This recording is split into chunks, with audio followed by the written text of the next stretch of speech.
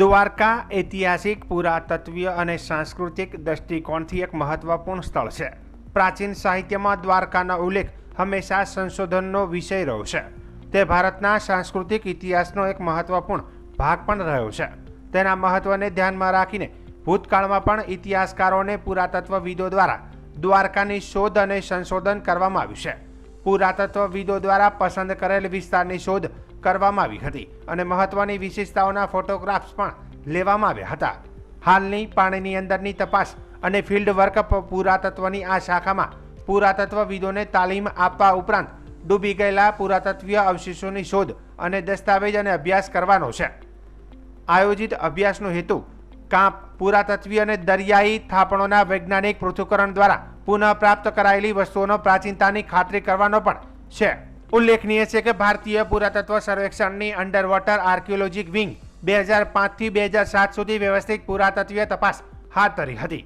દ્વારકામાં પુરાતત્વીય તપાસ દરિયામાં અને દરિયા કિનારે બંને મહત્વના બહાર આવ્યા હતા. વર્તમાન અભ્યાસમાં ઓખા મંડળના વિસ્તૃત વિસ્તારને આવરી લેવાનું આયોજન છે. પુરાતત્વીયવિદોની ટીમો સાઇટના ઇતિહાસને સમજવા માટે આ વિસ્તારમાં અન્ય સંબંધિત સાઇટ્સ શોધી રહી છે. દેશના વિવિધ ભાગોમાંથી પસંદ કરાયેલા 9 પુરાતત્વવિદોનું જૂથ ચાલી રહેલી તપાસમાં ભાગ લઈ રહ્યું છે. અંડર વોટર આર્કિયોલોજીક વિંગની પ્રવૃત્તિઓનો ખર્ચ કરવા માટે તેઓને પાણીની અંદર પુરાતત્વ ક્ષેત્રમાં પણ તાલીમ આપવામાં આવી રહી છે. ટીમના ભાગ લેનારા ડ્રાઈવર્સમાં અંડર વોટર આર્કિયોલોજીક વિંગના આસિસ્ટન્ટ સુપ્રિન્ટેન્ડન્ટ પુરાતત્વવિદ ડોક્ટર અપરાજિત શર્મા નામની 3 મહિલા ડ્રાઈવર્સનો પણ સમાવેશ થાય છે.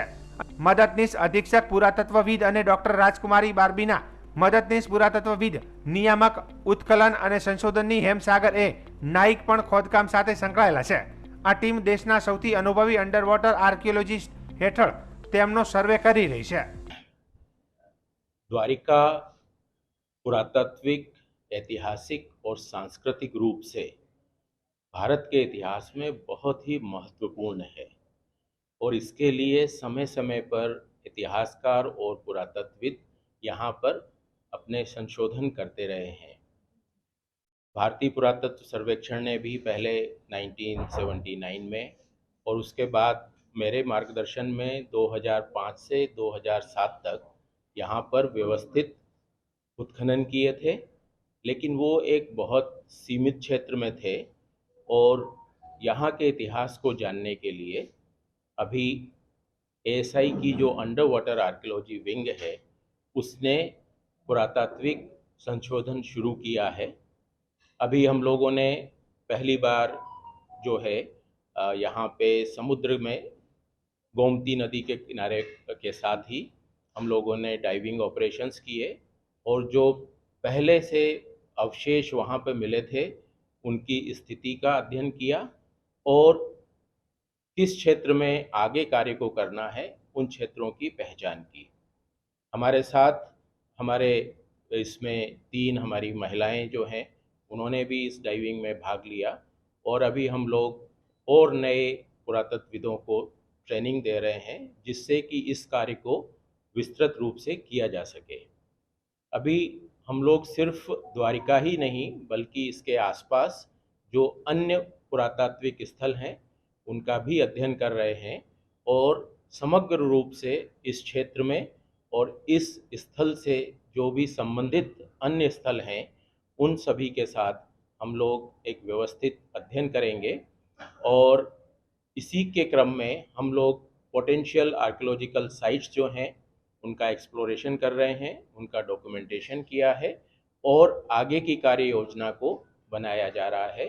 और विंटर के सीज़न में जबकि उत्खनन का समय होता है, भारतीय पुरातत्व सर्वेक्षण बहुत ही व्यवस्थित साइंटिफिक इन्वेस्टिगेशन इस क्षेत्र में करने वाला है जिससे कि यहाँ की प्राचीनता, यहाँ का महत्व, इसका विस्तार और इसके अन्य सभी पहलुओं को हम लोग अच्छे से समझ सकें, जान सकें और पुरातात्विक प्रमाणों के आधार पर हम उसका अध्ययन कर सकें जिससे कि भारत के इतिहास में इस स्थान की प्राचीनता और महत्व को स्थापित किया जा सके.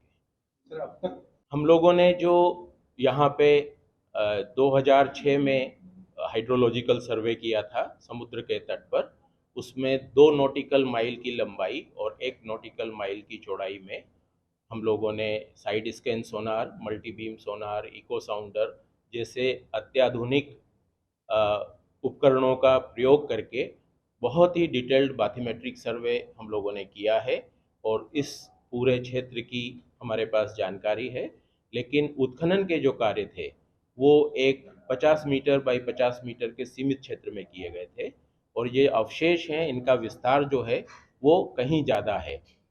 अब हम लोग जो है, जो पहले का कार्य था उसके अतिरिक्त अन्य क्षेत्रों में भी जो है पुरातात्विक अध्ययन करने का हम लोगों की योजना है, जिससे कि अन्य जो अवशेष यहाँ पर उपलब्ध हैं उनका वैज्ञानिक अध्ययन किया जा सके। देखिए, पुरातात्विक उत्खनन जो हैं वो पुरातत्वविद करते हैं। उसके बाद ये जो स्थल होते हैं वो हमेशा खुले रहते हैं, जनता जब चाहे जाके उनको देख सकती है। हाँ, इस दिशा में जो है कुछ प्रयास किए जा सकते हैं जिससे कि लोग वहाँ जाके इसको देख सकें और निश्चय ही इस विषय पे हम लोगों को विचार करना चाहिए। देखिए, यहाँ पे जो हम लोगों ने काम किया था उसके ऊपर ऑथेंटिक इन्फॉर्मेशन भी अवेलेबल है। एक बीबीसी का वीडियो बना था जो कि काफ़ी अच्छी उसकी व्यूअरशिप थी। आई थिंक 2 या 3 मिलियन उसके व्यूज़ हो चुके हैं। तो ऑथेंटिक वीडियोज़ भी उपलब्ध हैं और बाकी अन्य प्रकार के भी होते हैं।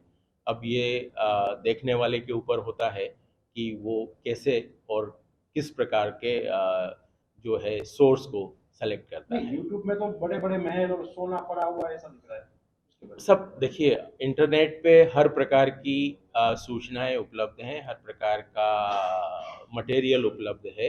ये जो कंज्यूमर है उसको देखना होता है कि वो किसका उपयोग